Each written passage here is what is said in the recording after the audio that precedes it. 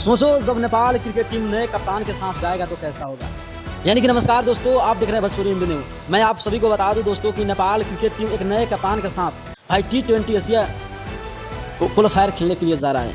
और इसमें सोचो कि भाई कप्तान नए होंगे और खिलाड़ियों भी बहुत सारे चेंज हो चुके हैं।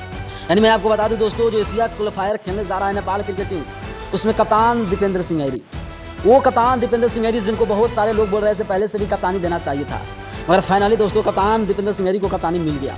अब उनके कप्तानी में भाई कप्तान रोहित पौडेल खेलेंगे। और इतना ही नहीं, मैं स्कोर जो जारी हुआ है भाई, स्कोर जो जारी हुआ है एशियन गेम क्वालिफायर के लिए, उसमें कप्तान दीपेंद्र सिंह ऐरी रहेंगे, कुशल भुतेल रहेंगे, आशिक शेख रहेंगे, संदीप जोहरा रहेंगे, कुशल मल्ला रहेंगे, लोकेश बम रहेंगे, सोमपाल कामी रहेंगे, रोहित पौडेल रहेंगे, संदीप लामित छाने रहेंगे, शेर माला रहेंगे, नंदन यादव रहेंगे, आरिफ शेख रहेंगे, करण केसी रहेंगे और साहब आलम रहेंगे। अब अगर मैं आपको बता दूं दोस्तों कि इसमें बहुत सारे ऐसे खिलाड़ी को मौका नहीं दिया गया। यानी आपको पता होगा कि नेपाल के कुछ ऐसे खिलाड़ी को मौका नहीं दिया गया, जैसे ललित राजवंशी को भी मौका नहीं मिला, अनिल कुमार शाह को तो भाई मौका ऐसे भी नहीं मिल रहा है, और गुलशन झा जैसे खिलाड़ी को भी नहीं मौका मिला। क्या आपको लगता है जो एशियन गेम क्वालिफायर है नेपाल क्रिकेट टीम कुछ बड़ा कर पाएगा? क्योंकि नया कप्तान होगा और नए गेम होंगे और वहाँ पे हर एक चीज़ एक नया होगा।